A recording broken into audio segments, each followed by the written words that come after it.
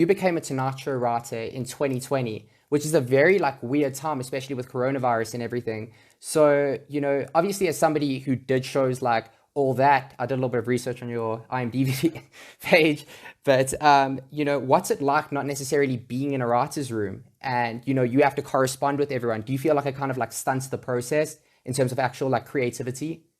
Well, every writer's room is different, and I've been in a few different versions of a writer's room. I think the first time I really experienced one was when I was a web producer on Wyatt Cynecs' HBO show Problem Areas. I wasn't a writer, but I got to be in the room, and that was a very dense show about very serious topics, but it was also comedic. Um, from that, I started working at Comedy Central, where it was more digital sketches that would end up on their YouTube channel or their Instagram or even their Twitter. And that was definitely more organic and very internety in that like anything can end up being something that ends up being produced. It could be a quick thing that ends up on Twitter. It could be a longer form thing that ends up on YouTube. And so there was just like a very versatile way of pitching in a room like that. And then All That, which was like a dream come true. That was my first TV writing job, and it was also a show I used to watch when I was a kid.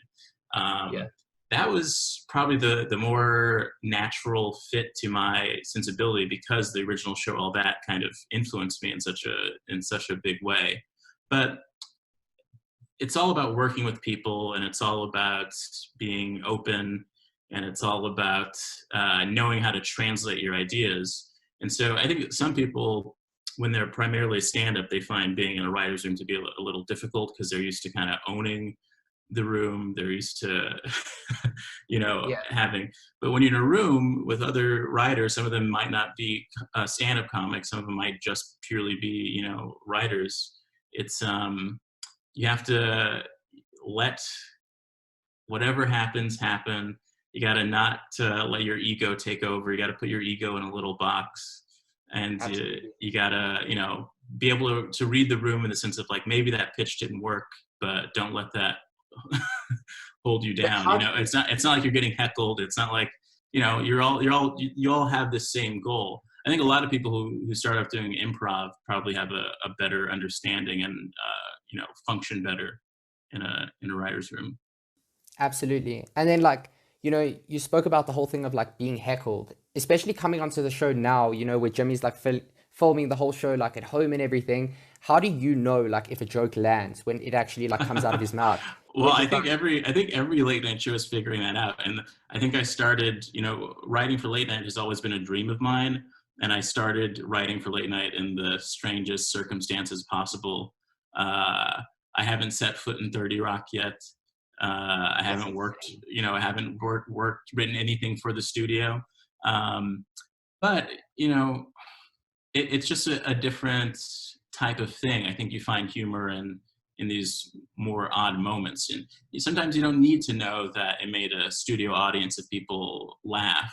Some things are just funny. It's like when you watch a cartoon or something. Absolutely. I always think it's so funny. Like shows like Scooby Doo used to have a laugh track, but Yeah. It's actually that's such a strange concept to think that a cartoon actually like didn't have a live audience. It was just like a laugh track, which is Yeah, insane. yeah, yeah. It's insane. Humor's humor. You don't hear people laughing when you watch a Charlie Chaplin Yeah. movie. So, um, you know, everyone's figuring it out, and I think the comedy that late night is evolving in a probably a good way. It's been the same sort of thing for so long that it might need this little kick in the, I don't know if I can curse on here, kick in the tush Go to for it. Go for it. There's go no for weirder things. And well, like when it actually comes to, somebody who came from like a stand-up type of an environment, do you feel like it's a little bit different kind of going into that realm of like writing for late nights in the sense that maybe your jokes are now kind of being like refined? Yeah, it's so like I've been doing this job for 6 weeks, so a lot of this I am still figuring out. But Yeah. what you learn in every writer's room is that you have to figure out what, it's not your voice. Sometimes it's just like translating what makes the things that you find funny into someone else's voice. Sometimes it's the voice of the show as a whole if it's an ensemble. Sometimes in the case of late night for writing for the Tonight Show right now, it's like the voice of Jimmy Fallon. So So um, how do you get into that like type of a headspace where it's just like, okay, now I have to start thinking like Jimmy does, you know? yeah, yeah, you have to, kind of start separating things. I feel like for Jimmy, what I'm learning so far, and what I had the sense of before I got the job, is that he just really likes to have fun, keep things upbeat, and he really enjoys playing games with people and kind of finding these natural, or I guess in the case of a game, an unnatural way for people to just really be in this delighted space. And it is one of Absolutely. the Oh no! So Of all the late night shows, it is the most of a. It's almost like an old school variety show. So the yeah. sky is sort of the limit. Uh, but the game really is, how do I, write a pitch that kind of can go through all these different layers to getting the final product made. Yeah. Do you kind of see like this parallel between like Jimmy and Johnny Carson? Because Johnny Carson, used to do the same thing of having like a lot of games and stuff on his show. So do you kind of see like that sort of like a parallel with regards to like the two hosts? I do think so, for sure. And late night is. Uh, Whoever thought we would be at this place where I can't even count on my hands how many late night shows there are.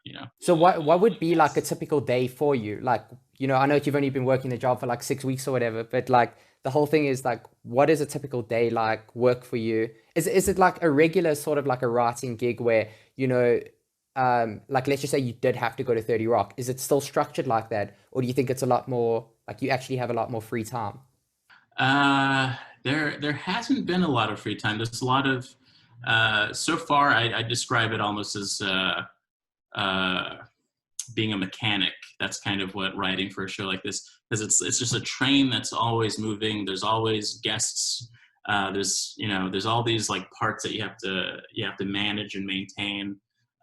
So it is a lot of work. I'm excited to hopefully there's a future in which I'll be working in a physical space with everybody, because I think some things are just naturally better to or easier to navigate when you can walk into someone's office and ask a question, as opposed to writing an email or finding the best way to communicate something while we're all in our apartments or whatever.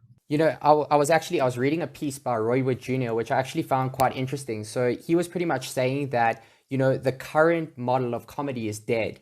Do you kind of like believe that this might be the future of comedy with regards to like, having like Zoom stand up, for instance? I think, yeah, I don't want to proclaim it as dead, but it's changing. And I was kind of hesitant about the idea of Zoom shows, but I did a couple last week, and it was a lot of fun. Yeah. It's a different way of translating humor, and a lot of I haven't done a proper stand up show via Zoom. These are more shows where I did a show called Arguments and Grievances. That's sort of a debate show between comedians. And Yeah. so these sort of formalized game structured shows they still work, and hearing people laugh still, gets that thing that makes you want to do comedy in the first place going. Absolutely. And it was fun. And, you know, everything and has been pushing towards this direction anyway. It's just sort of Yeah. the pandemic has made Like it speed up. exacerbated it. Yeah, yeah, it's like in Yeah. hyper speed right now.